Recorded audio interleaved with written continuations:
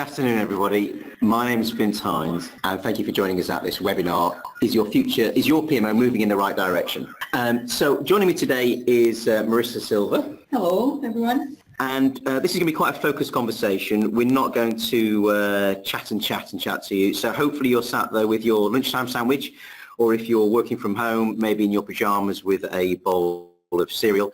And what we want to do is to give you some insight into how to move your PMO in the right direction. So this is going to be quite an interactive webinar, and rather than just us talking at you, we'll actually have some polls for you to get involved and interact with us and give us your opinions. So here's the agenda. Very briefly, I'm going to introduce who Wellingtone are, and then look at the current state of PMOs here in the UK. And also going to talk about what is it that a PMO does do. What does your PMO currently do? And then we're going to, as I said, pose a series of 8 maturity questions, and we're going to share a lot of data with you. And I'm going to explain where we get that data from shortly. And then at the end, we'll wrap that up. And as I said, if you have questions, we'll try and answer them as we go along. So first of all, very briefly, Wellingtone. Who on earth are we? So we are a project management consulting company. We work with clients across the UK. We're based in Windsor. And as a business, we're involved in a number of different areas, but helping clients improve their project management maturity is our fundamental goal. And often that involves helping them develop their PMO, their project management maturity and governance, establishing tools such as Microsoft Project Online or Microsoft SharePoint. And we're also a training company as well, so we're an accredited APM training provider, so we provide a lot of customized training for our corporate clients. And then finally, we are also a recruitment company. So anything our clients want to do in terms of developing their project management maturity, we are here to help. And in fact, if we look at a list of our clients, you'll see it's the most eclectic mix of organizations possible, very diverse, which is very interesting for us, of course. The one thing they all have in common is they all run projects, and every organization is keen to deliver those projects as successfully as possible, and that's where we can help. And part of that, of course, is having a mature PMO, and that's really obviously what our focus is on for today. So let's look at the current state of the PMO. Now, I've got some stats here, and in fact, our questions we're going to pose to you, we're going to show you some stats and lots of data as well. So the first question is, where on earth am I getting this information from? So Wellingtone runs the largest non-salary survey in the UK each year, and it's called the State of Project Management. The State of Project Management 2017 report was published a few weeks ago, hence us now being able to run this webinar.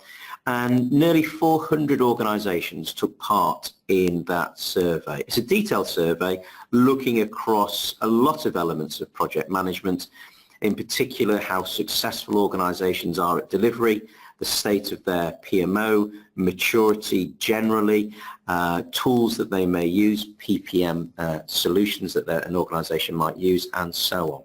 Now, you can download a free copy of that survey from our website, so that is something that I would recommend that you do. It makes very interesting reading, and it also provides great benchmark data. Now, as a subset to that survey, we posed 8 specific questions that form part of a wider PMO maturity assessment that we are able to undertake for our clients.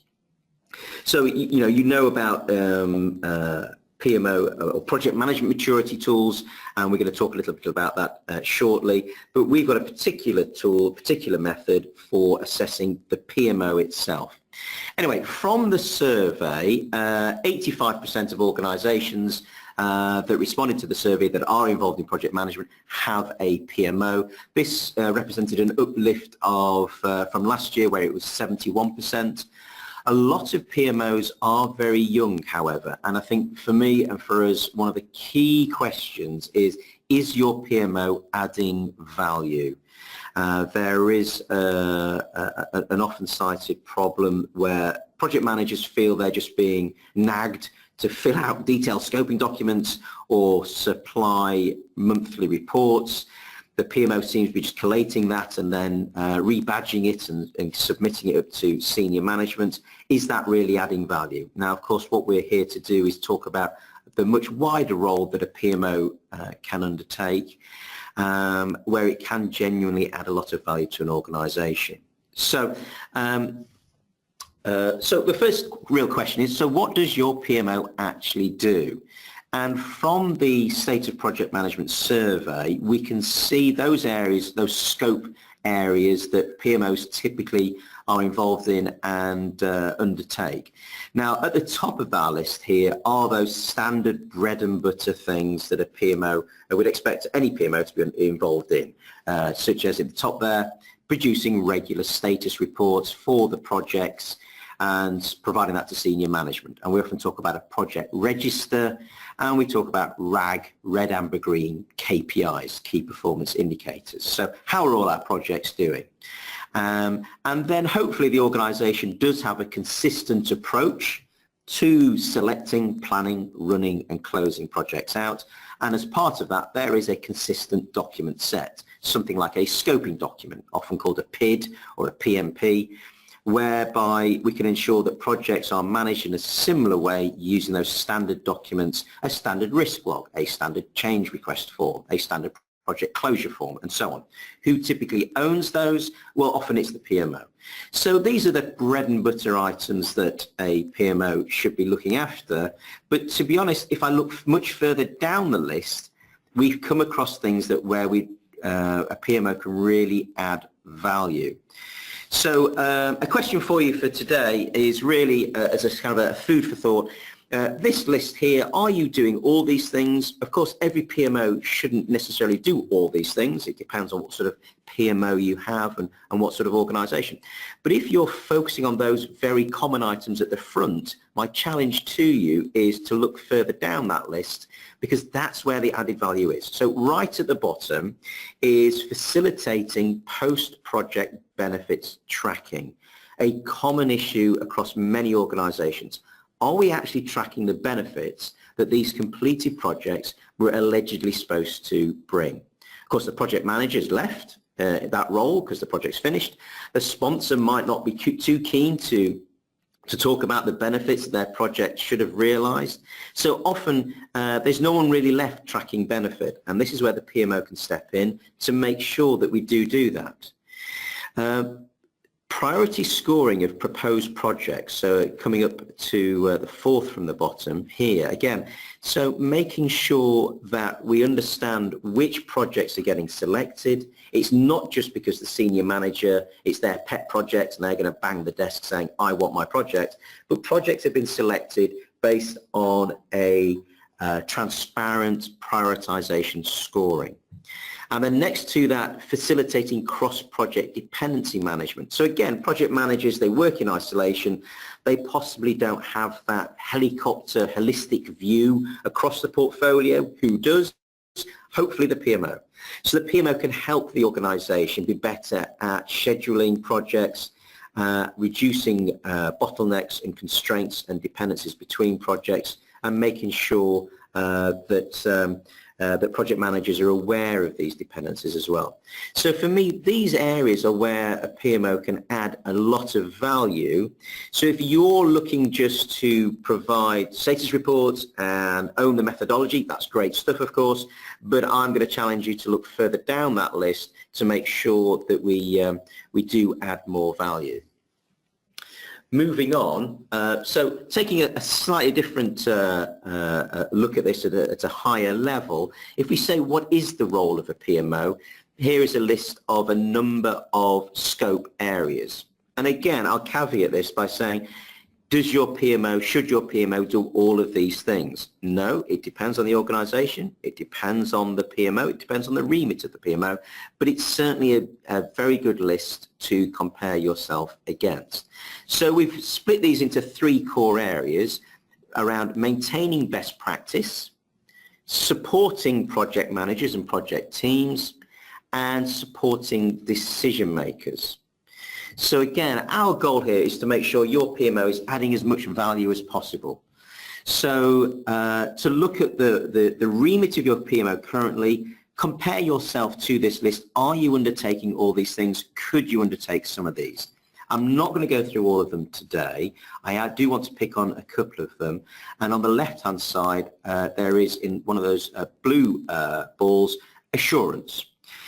So if you have to talk about project management assurance, we could replace that with the word audit. Immediately everyone gets a feel for what that means, but certainly assurance in terms of, are we running these projects in the right way, and are they under stress? Now, for a PMO to undertake that type of level of assurance, it needs to be staffed with experts. I need to be working as a peer with the project managers, possibly even more senior, to be able to critique their approach and critique their project. So we need to make sure that we have the right sort of resource in our PMO to be able to undertake that assurance role. Looking at other areas, certainly supporting project teams. So here we want to ensure that project managers and project teams understand the approach that we want them to take and have a place to come to. Often we talk about a centre of excellence to come to for advice and guidance on project management. The other one I'm going to talk about, supporting decision makers, is this is the real the golden trail of project management, resource management.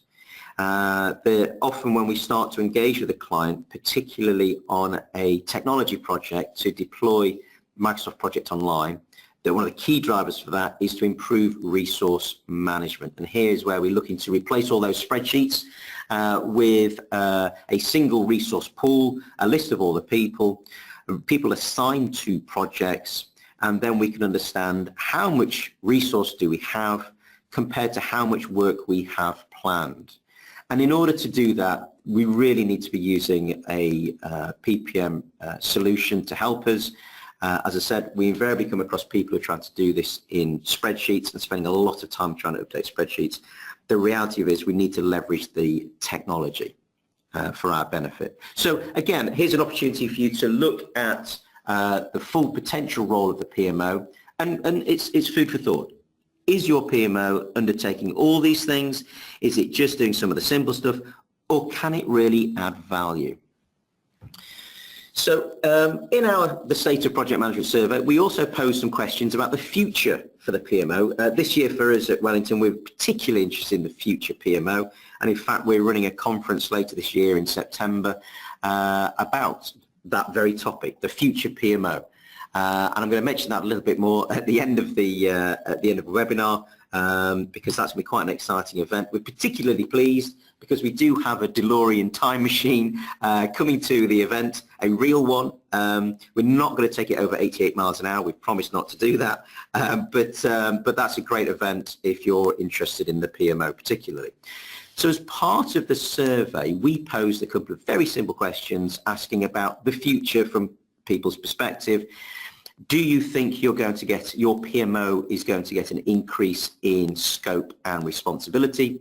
Surprise, surprise, a lot of people thought yes, that was the case. So therefore the next question is, are you going to get more resource to do that? And less people thought so. So probably true for most departments, we're going to be asked to do more with the same amount of resource. And this is where therefore we need to improve our approach, leverage technology to make sure we are as efficient as possible in providing added value to our organisation. So as part of that, I'm going to hand over to Marissa now, who's going to talk specifically about PMO maturity. And as I said, we've got 8 questions we're going to pose. And as we pose each question, we're going to ask you to vote and give your opinion. Then Marissa is going to pull back the curtain and reveal what the benchmark data suggests. So this is an opportunity for you to, in a very simple way, in the short time we have, is to benchmark yourself against those 400 organisations that were involved in the State of Project Management survey to see where are you compared to them. So as I said, I'm going to hand over to Marissa, who's going to introduce these questions to you. Thank you, Vince. So as you were saying, the main objective of a PMO, we can say that it is to improve project management maturity. So making sure that all projects and programs succeed. So driving our way to the future. The first thing that we need to understand is why should we measure our own maturity? We do it to answer those four key questions. First of all, where are we today? So what is our current status? What are our capabilities? And most important, what is our capability gap? So what is the bridge that we need to cross to get to that vision of the PMO of the future? In this way, answering our second question, where do we want to be? What is the vision that we need to establish for our PMO? Thirdly, we need to identify how we will get there, with which functions, with the support of which stakeholders, with what KPIs. So we need to identify our roadmap for the future. And finally, how will we know that we got there? And this is done by the key performance indicators that we were referring before. So something very important in assessing your maturity is to identify your benchmark KPIs to see where you are, where you want to be, and how you will know that you got there. So there are several modules for project management maturity, from the CMMI model to the OPM tree, from PMI to the P3M tree that you are probably familiar with. However, we have identified that there is no specific model for PMOs. All of them run as a typical five-stage model, from initial stage, so a chaotic ad hoc stage where there are no processes in place, no standardization, and so on. We then have a second stage where the functions are more defined, so the processes are more clear. We start gaining some traction on what we want to achieve. We then have a third stage where activities are standardized, so everyone is following the same processes, sharing the same language. A fourth stage where things are starting to get tracked, managed, controlled. And finally, a fifth stage where we have the continuous improvement and all activities are optimized. So the purpose of assuring or measuring your maturity would be to go to a newer, better level in these five module stages. For the PMOs, however, there are functions that are not covered by the traditional project maturity models, like for instance assurance, gathering lessons learned, or even how the project management office is supporting the project teams in developing their competencies. So we identify the gap in the market that we hope now to fulfill with our own PMO maturity assessment. Please note, however, that all PMOs are different, as Vince was saying, so we are not hoping that all PMOs are fulfilling the same functions. However, by having a maturity assessment module, we can identify what good looks like for each of those functions. It's also important to note that maturity is a journey. You are not supposed to, or you shouldn't try to run without learning how to crawl, first of all. So as you can see here, nothing is achieved through a single activity. This is a combination of efforts to a desired state. So if we now look at the Wellingtone PMO maturity assessment, we have identified 14 value enablers that align to our vision of what the role of the PMO is. So those value enablers, as the name says, their purpose is to enable the value that is delivered by the PMO. As per the State of the Project Management Survey notes, there are a couple of PMOs whose values where they are not being perceived as value added. What we want to do is to identify where is this capability gap in order to improve their value delivery. So we have identified 14 values enablers, from tools and technology, professionalism and career development, audit and assurance, change management and communication, and so on. And we have a couple of sentences that we are going to share with you in a second that are assigned to each of those dimensions. We then rank them for the different 5 states, highlighting in this way what are the PMO strengths and where there is room for improvement. So what we are going to do now is to ask you to assist us in identifying your own PMO maturity by doing a webinar poll. So we are going to have 30 seconds for each question. You should see the first question showing in your screen in a second. And the first question is going to be about the remit and the scope of your PMO. So how clear is the PMO remit and objectives in your organization? So I ask you to please vote now. And we are then going to compare those results against our State of the Project Management Survey benchmark. So let's just give it a couple of seconds more. So far we have almost 90% of the votation in. Okay, 2 more seconds to go so that we achieve some more results. Okay, so according to your votes, we can see that 43% of you tend to disagree that the PMO remit and objectives are sufficiently clear. Definitely a concerning result, I should say. Let's now see how do they compare with what we have from the the State of the Project Management Survey. So according to our survey, 33% tend to agree or to totally agree that the PMO remit and objectives are clear.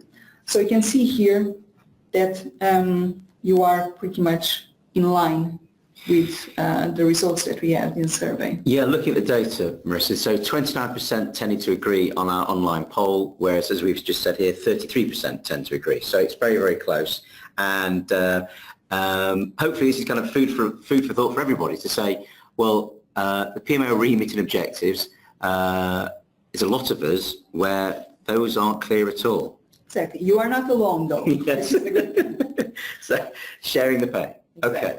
Let's now go for the second question, which will be about how committed, how does the PMO champion a culture of project management in the organization? So votes are now coming in.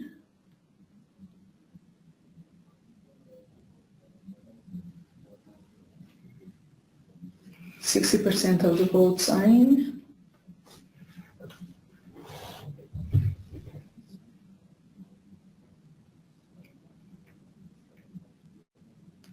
Okay, so we have 42% of the audience, 45 now, tend to agree that the PMO champions a culture of project management in the organization.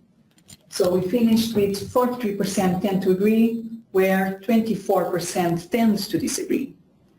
This is very interesting because we actually align with what we have found out for this question, which is that 46% also tend to agree that the PMO champions a culture of project management. And in fact, Marissa, the people on the polling now have actually done better than the benchmark, because in our poll we've said 43% tend to agree and 24% totally agree. So in actual fact, we've got 67% of people online agree that the PMO champions a culture of project management, as opposed to our benchmark, which actually for those two categories of tend to agree and totally agree, it's only 46. So some good answers. Yeah, some good answers on this particular poll. Good.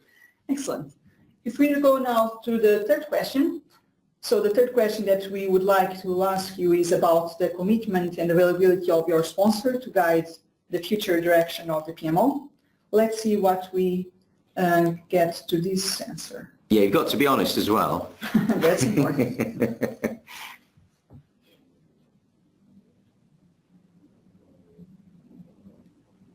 Okay, so 60% of the votes are in now.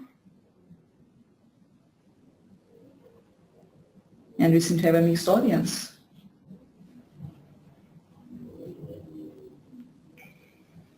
Okay, so in this one, you can see that the majority, 27%, neither agree or disagree. And at the same time, also 27% tend to agree. So if we look at those top ones of tend to agree or totally agree, the 27 and the 18, How does that compare? Actually, that's almost the same result, Yes, so 27 and 18. So we have 43% who tend to agree or to totally agree. Whereas here we've got 45%. So it's almost bang on exactly the same. So what we're saying here is that, well, it's under half, but it's under half of people, slightly under half of people, 45% of people tend to or totally agree that the PMO has committed and available sponsorship, which is great for those, but not so great for the other 55%, or in our original benchmark data, 57% who don't have that committed sponsorship. Exactly, particularly because most studies say that the absence of a strong sponsorship for the PMO is actually one of the main causes for the failure of the PMOs. Yeah, I would agree. So if we now look at the next question, this will now be about the existence of a defined strategy and an agreed roadmap for your PMO. How would you agree? How much would you agree with this question?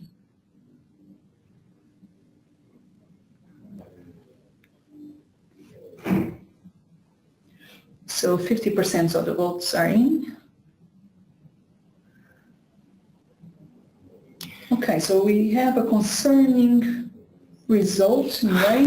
So I'd say that 40% of you tend to disagree that your PMO has a defined strategy or an agreed roadmap. And the other side of the coin, on the have we got one, no one actually totally agreed. Exactly. 29% tended to agree that they had a defined strategy with an agreed roadmap. Let's have a look. What does the benchmark data say? Well, Oh, 28. so again, pretty close, but there was no one on our poll who said totally agree. So there are, the 29% is very similar, again, to the green and the dark green of our poll data. So again, it's less than a third of organisations have a defined strategy with an agreed roadmap for their PMO. Yes, and as we were seeing before, the roadmap is essential for the PMO maturity to be there. Otherwise, you won't know how to get there. Yeah. So as with the story, if you don't know where you are going, any path you will get there. But in this case, if you want to know where your future is going to be, you need to have a roadmap. So let's now look at another question. So next one, the PMO has a catalog of services where value of each service is described. How much would you agree or disagree with this statement?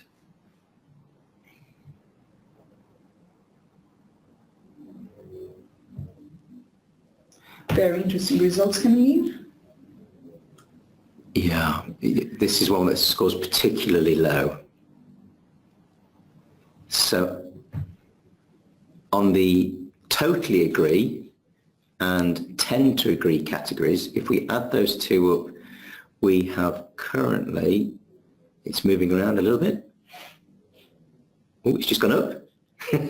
Someone's got slightly more optimistic, but that is 26% tend to agree or totally agree that the PMO has a catalogue of services. Against 35% who totally disagree. Totally agree. A third just don't have it at all.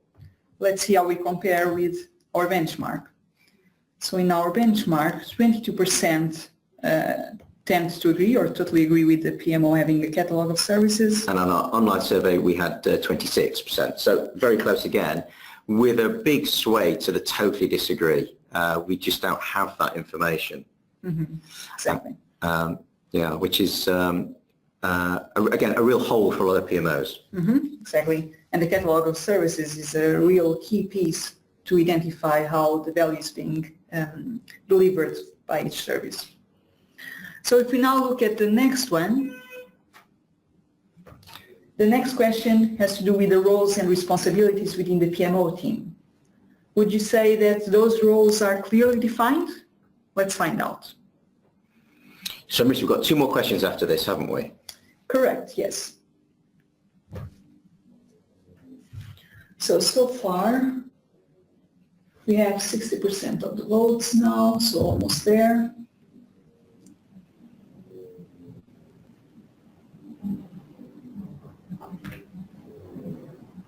Okay, so far 30% of our audience tend to agree, so 40% tend to agree or totally agree with clear roles and responsibilities, and we have half of it who either neither agrees or disagrees or tends to disagree. Compared with our state of the project management survey. It's very close again. Exactly. So yeah, the tend to agree or totally agree was 40% in the poll, and our data here, the benchmark data, is 43%.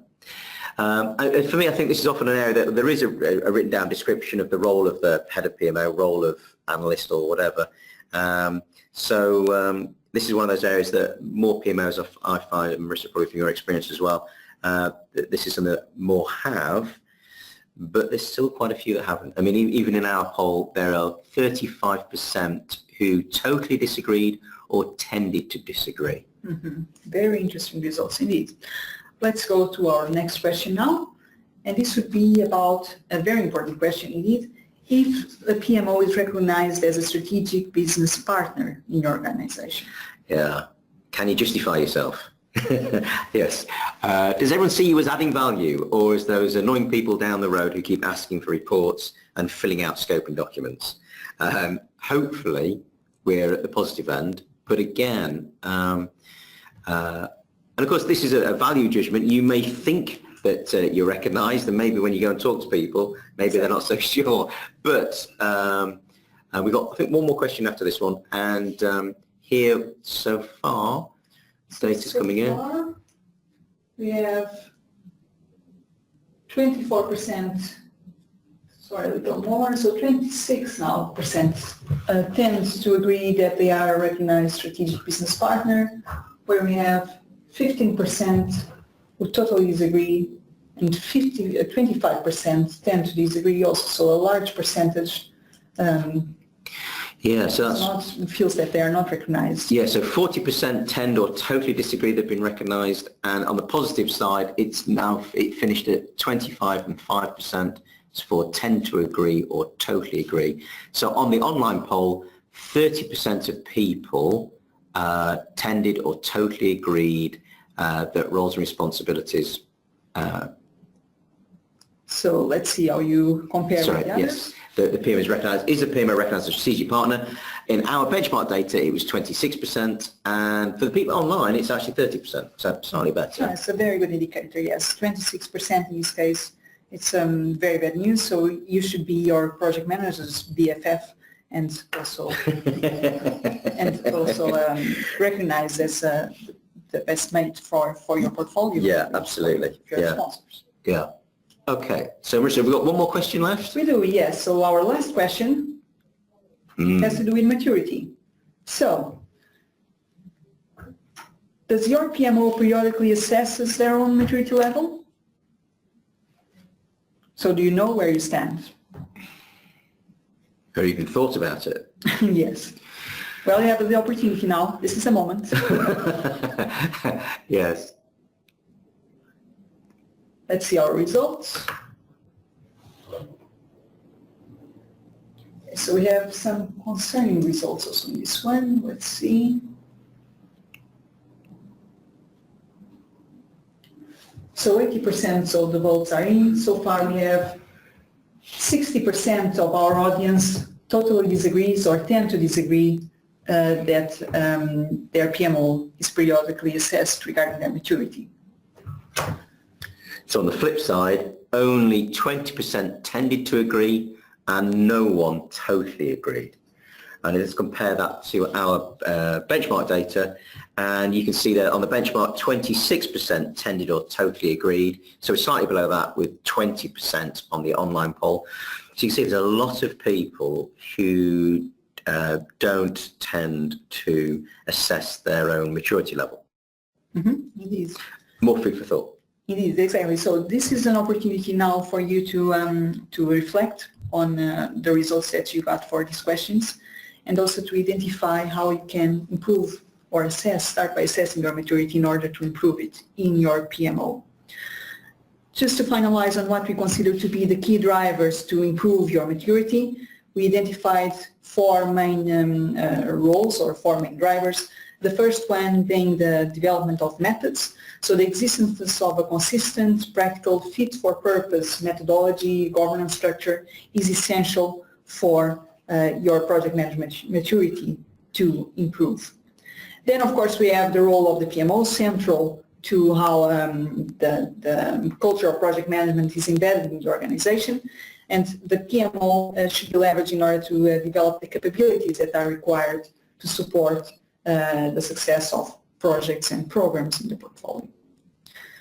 We then have the development of PPM tools. So as Vince was saying, technology is a good enabler of project management maturity. In this case, by supporting a consistent approach, providing visibility, providing transparency, allowing for a single source of truth on the state and the health of your portfolio. And finally, we have the people side, also very important, which is all about developing the right competencies in the project teams, in this case supported by the PMO through training, mentoring, coaching, etc. So making sure that our teams have the competencies that they require to succeed. So finally then, your actions. Those 8 questions we've posed, we will send out the slide deck electronically to you all. So it's worth, as a starter for 10, those 8 questions. Ask your colleagues and consider where your PMO is today. Are there gaps in terms of understanding your maturity, developing a roadmap, understanding the strategy, roles and responsibilities of the PMO itself? Where is it going? Is it just meandering along, or have you actually taken a step back and looked at that strategic view? And also, have you got the right resource for your PMO? At the beginning of the webinar, I talked about assurance just as an example. Very difficult to do assurance on projects if we don't have depth project management expertise in the PMO. And then finally, as Marissa just mentioned, developing PMO maturity is part of a wider jigsaw that is to do with developing an organization's project management maturity, which is also not just about the PMO, it's about the technology, it's about methods and governance, and of course, it's about the people. So we do have a question to answer, I believe. So let's look at our questions from the audience. So if we look at the questions, we have what method would you suggest to propose for proposed project scoring? So that's a good question, and not saying anything about a particular client, but we've seen many different examples of this. What you said, what method and tool would you suggest for proposed project scoring? Obviously, I guess we're wearing the hat of a Microsoft Gold partner, so we would definitely talk about Project Online as an excellent and very detailed project prioritization functionality. Coming away from that, I've seen a lot of clients where they have got a spreadsheet where they've scored each project against key criteria. Often those criteria should align with corporate strategy.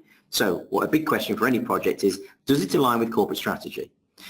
Then we can talk about how achievable this project is. Have we done this sort of project before? Have we got the right resource for it as well? So comparing a project to corporate strategic goals, looking at it and say, is it realistic?